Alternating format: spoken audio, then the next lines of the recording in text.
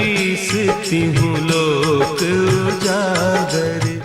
नमस्कार, आप देख रहे हैं आज तक। आपके साथ हूं मैं नेहा बाथम। पवन पुत्र का बाल रूप, उनकी एक ऐसी प्रतिमा के दर्शन जो दक्षिण मुखी है, एक ऐसा दरबार जो साक्षी है एक धार्मिक ग्रंथ की रचना का। और वो दरबार है दिल्ली के कनॉट प्लेस में मौजूद प्राचीन हनुमान मंदिर, जहां गोस्वामी तुलसीदास ने लिखी रामचरितमानस, और जिसके बारे में ये मान्यता है कि यहां आकर मांगी गई मुराद कभी अनसुनी नहीं होती।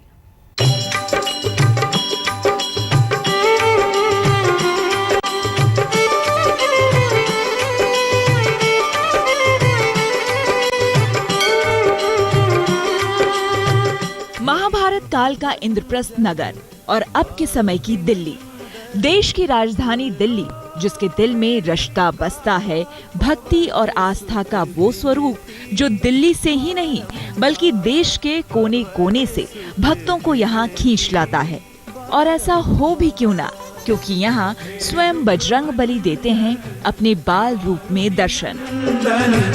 सुन लो मेरी पुकार, पवन सुत विनती बारंबार, पवन सुत विनती। दिल्ली के दिल कनॉट प्लेस में बाबा खड़क सिंह मार्ग पर बना है अति प्राचीन हनुमान मंदिर, जहां मौजूद बजरंग बली की प्रतिमा दक्षिण मुखी है और जिसके बारे में मान्यता है कि यहां आकर मांगी गई मुराद कभी अनसुनी नहीं रहती।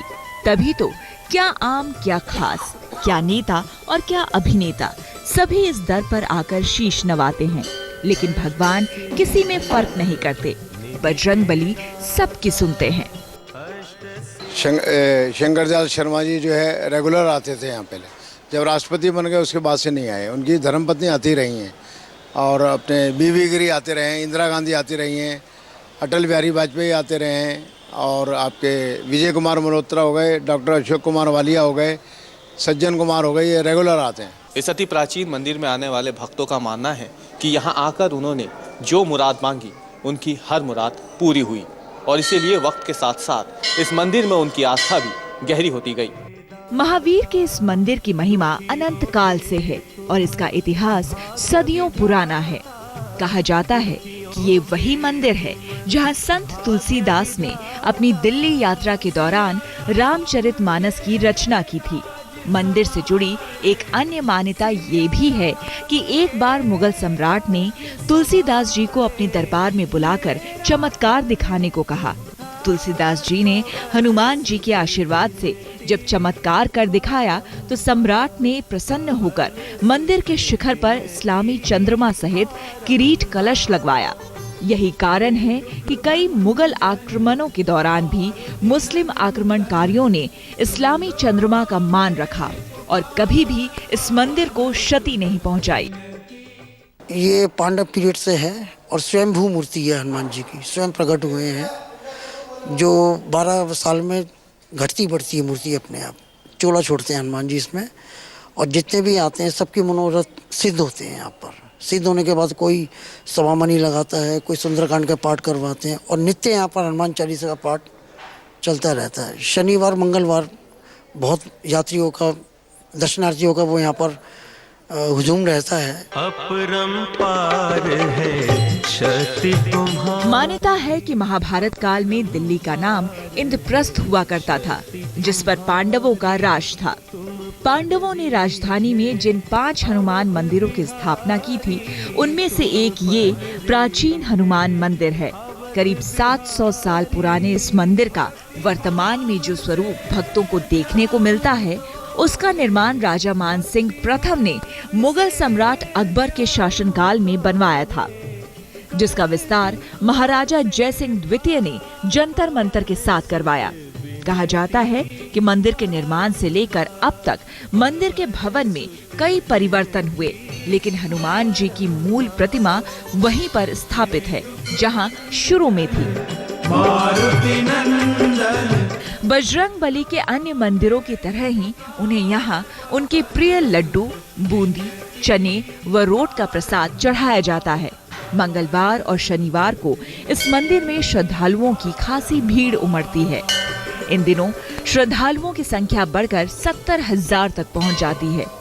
हनुमान जयंती से जुड़े विशेष पर्व पर तो भक्तों की तादाद करीब 1 लाख से ऊपर पहुंच जाती है। वैसे तो इस मंदिर में रोजाना ही भक्तों का तांता लगा रहता है, लेकिन मंगलवार और शनिवार को हजारों की तादाद में यहाँ आकर भक्त बजरंग बली का आशीर्वाद लेते हैं।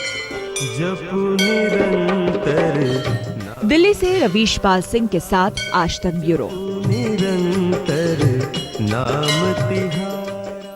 वाराणसी के कोटेश्वर हनुमान, जिन्हें भी बजरंग बली का बाल रूप माना जाता है और जो काजू किशमिश के चढ़ावे से होते हैं प्रसन्न, मान्यता यही है कि 42 मंगलवार की आराधना से कोटेश्वर हनुमान के दरबार में पूरी होती है भक्तों की हर मुराद। तो वहीं 42 शनिवार की आराधना दिला देती है शनि दोषों से छुटकारा। राम लक्ष्मण जानकी जय बोलो हनुमान की। राम लक्ष्मण जानकी जय बोलो हनुमान की। 42 मंगलवार की तपस्या जिनके हृदय में पूरी होगी हर इच्छा। जिनके हृदय में 42 शनिवार की आराधना उनके निकट बसे श्री हनुमान। होगा शनि दोषों का खात्मा। काजू किशमिश का प्रसाद, प्रसन्न होंगे बाल हनुमान।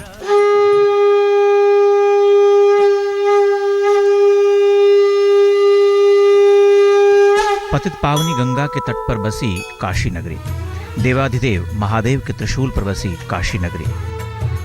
धर्म ग्रंथों और पुराणों में जिसे मोक्ष की नगरी कहा गया है और जो अनंत काल से बाबा विश्वनाथ के जयकारों से गूंजती आई है, भोले भंडारी के इस प्रिय नगरी में ही बसा है रुद्रावतार हनुमान का एक परम धाम, जो सुनाता है कहानी उनके बाल रूप की और जहां साक्षात भक्तों को दिखाई देते हैं बजरंग बली के चमत्कार। वाराणसी के शिवपुर इलाके में बजरंग बली विराजते हैं कोटेश्वर हनुमान के नाम से। मान्यता है कि ये बजरंग बली का बाल रूप है और इस बात की पुष्टि पवन पुत्र के इस मनमोहक रूप को देखते ही हो जाती है।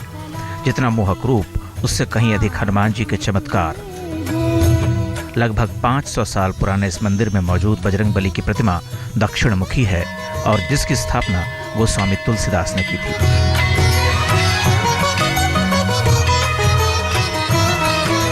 जैसा रूप वैसा ही चढ़ावा। यहाँ बजरंग बली को काजू किशमिश और बादाम का प्रसाद मुख्य रूप से चढ़ाया जाता है। कहते हैं जिसने भी मेवों संग लगा दिया एक नारियल का भोग, कोटेश्वर हनुमान उसकी कोई भी मुराद अनसुनी नहीं करते। जल्द प्रसन्न होकर भक्तों पर बरसाते हैं अपना आशीर्वाद। मंदिर अत्यंत प्राचीन है। इसको प्राचीन कोटेश्वर हनुमान जी मंदिर के नाम से यह विख्यात है और यहाँ पर जो भी व्यक्ति आता है यह सिद्धपीठ कही जाती है। यहाँ पर जो लोग अपनी मनोकामनाएं जिस प्रकार की लेकर आते हैं, प्रभु से प्रार्थना करते हैं, उनकी प्रार्थनाएं प्रभु सुन लेते हैं और उन्हें मनोवांछित फल देते हैं।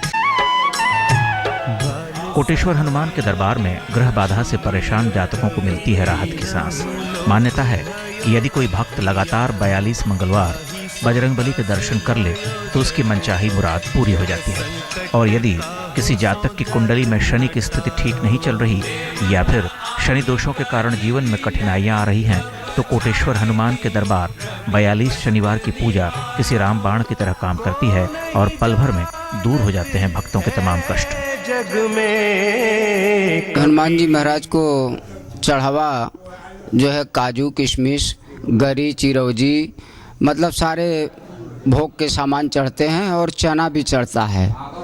जिन लोगों को ग्रह की बाधा है, 7.5 है, शनि की 7.5 है इत्यादि, या मानसिक बीमारियां जिन्हें हैं, वह भी जो यहाँ आता है उसका सब ठीक हो जाता है।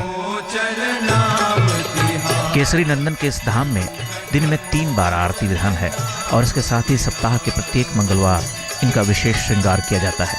बजरंग बली का ये शक्ति और भक्ति का असीम केंद्र है, जिसकी एक झलक पाने के लिए भक्त न तो समय की परवाह करते हैं और न ही किसी और बंदिश की। नीतीश कुमार पांडे, वाराणसी, आज तक। दियो सब चाहिए कौन बिचार। 15 फीट के विशालकाय बजरंगबली के दर्शन कराएंगे आपको एक छोटे से ब्रेक के बाद। आप बने रहिए हमारे साथ। जितनी विशालकाय है बजरंगबली की प्रतिमा, उतने ही बड़े हैं उनके चमत्कार भी। मध्य प्रदेश के छिंदवाड़ा जिले में एक चट्टान पर विराजमान है बजरंगबली की 15 फीट की विशाल और लेटी हुई प्रतिमा, जिनकी नाभि से लगातार निकलता है जल, और जिसने भी इस जल को ग्रहण कर लिया उसके जीवन से दुख और संताप मिटते देर नहीं लगती। लाल देह लाली लसै अरुधरी लाल लंगूर वज्र देह दानव दलंग जय जय जय कपिसूर पवन सुत हनुमान की जय।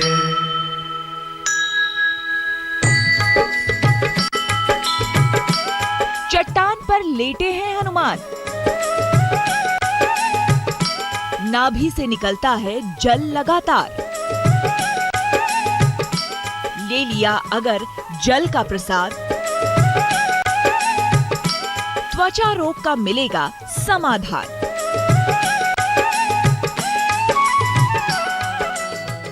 पंद्रह फीट के विशाल बजरंगबली, लेटी मुद्रा। लेटे बजरंगबली का ऐसा दरबार जहां हर तरफ से निराश मन को दिखती है आशा की किरणें, जहां अथाह कष्ट में डूबे भक्तों को मिलता है आराध्य का सहारा। भक्तों की ये भीड़ खुद ब खुद कहती है इस पावन स्थान के चमत्कार की कहानियाँ।